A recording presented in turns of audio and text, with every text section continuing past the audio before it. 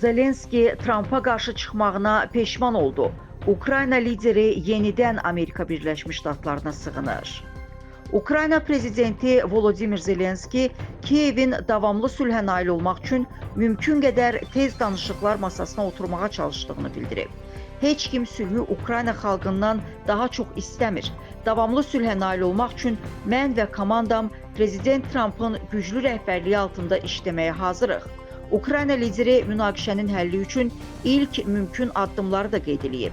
Girovların azad edilməsi, səmada dərhal atəşkəs, raketlərin, uzaq mənzilli pilotsuz uçuş aparatlarının və mülki infrastruktura hücumların qadağan edilməsi, eləcə də Rusiyanın da eyni addımı atacağı təqdirdə dənizdə hərbi əməliyyatların dayandırılması.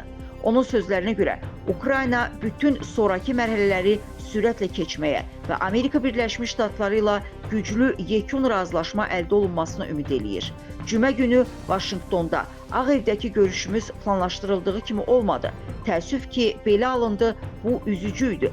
Hər şeyi düzgün eləmək vaxtıdır. İstərdik ki, gələcək əməkdaşlıq və kommunikasiyalar konstruktiv olsun. Minerallar və təhlükəsizlik üzrə sazişə gəlincə, Ukrayna onu istənilən vaxt və istənilən əlverişli formatda imzalamağa hazırdır.